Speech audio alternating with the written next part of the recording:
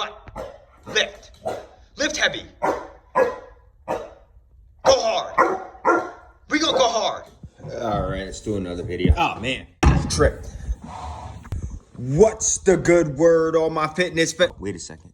I had a battery? Did I not charge this phone overnight? Oh, one sec, guys. A charger. Gotta charge the phone. Let's try this again. What's the good word on my fitness fanatics and gym junkies? I am your extreme exercising LEO. Good cop. No donut.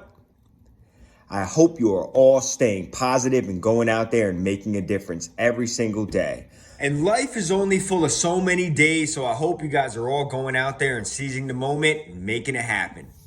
That being said, I know for a lot of you, 2020 has been somewhat of a challenging year thus far. And many of us are aware of the tragedy that occurred out in California earlier this week. So today, I want to talk a little bit about how exercise can help our mental health during the grieving process. Now, if you've ever lost a close friend or a loved one, then you know how brutal the grieving process can be. Whether the loss was prolonged and expected or traumatic and sudden, the weeks and months following the experience can flip our lives upside down. Although grief is a universal experience, most of us have no idea how to grieve well. For better or for worse, we learn how to grieve by watching others go through it. Grief is not a linear event. It's not just a slow fading of pain. It's more like a messy cycle that goes through 5 stages. Denial. Nope. I don't believe it. Anger.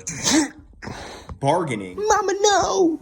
Depression. Ah, crap.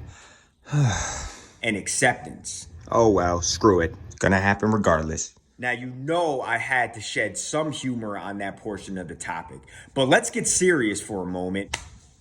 Come on! And talk about the effects of exercise on all 5 stages of grief.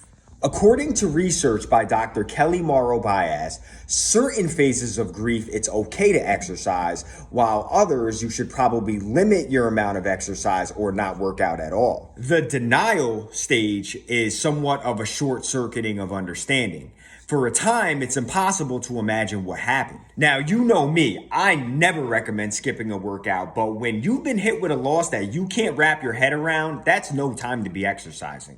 During this phase, you are not focused, so you are very likely to hurt yourself, as grief can make us very clumsy. The other risk of exercising while in denial is we run the risk of transitioning into another stage of grief when we're not in a safe place to do so.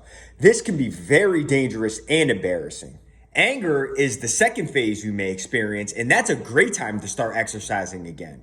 But care must be taken to ensure that workouts aren't self-harming or over the top. Just like in the denial stage, there is a greater than average risk of possibly hurting yourself during exercise. We all know what it's like to exercise when we're angry. I'm pissed off! Throw some more plates on that bar! Going for 2 PRs!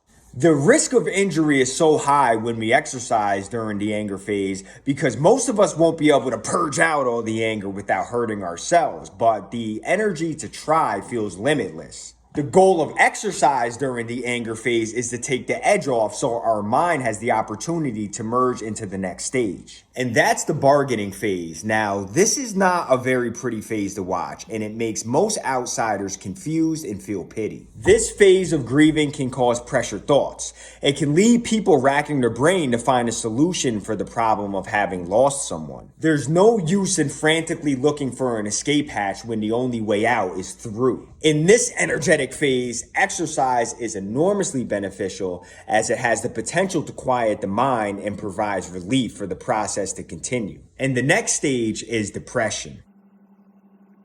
This is what most people think of when they think of grief. Our physical movements are subdued, energy is non-existent, our appetites are affected, our immune system bottoms out, and the person can be frequently tearful. This is a stage where people can develop new and undesirable perspectives and habits. When exercising through depression, it is extremely essential to respect the body and mind to avoid from bullying yourself. And many of you should be familiar with how moderate exercise provides equilibrium and balances our body's chemicals. So with that being said, exercise can provide relief for that dull, heavy ache that we experience from depression. Lots of people find themselves revisiting previous stages several times before they arrive at the final stage, and that's acceptance. Acceptance is that partial revelation and epiphany where it finally feels okay to smile.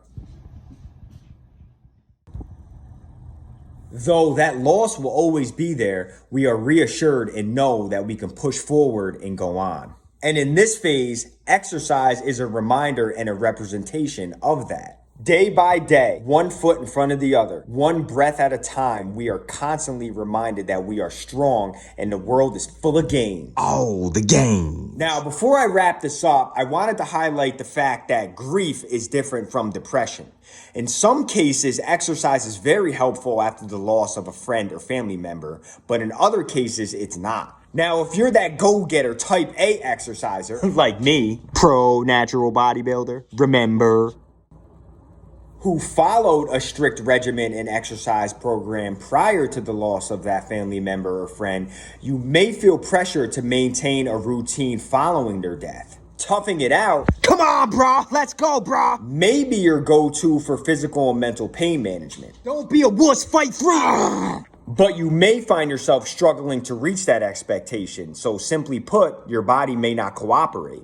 Given the physical and emotional toll that grief has on our bodies, backing off from strenuous workout routines may be the smartest choice. Especially if you're like me, pro bodybuilder, no big deal, and your exercise routine is vigorous, you may find that completing moderate or even easy workouts provides greater benefits. Most importantly, bereavement is a time where we should all practice self-care.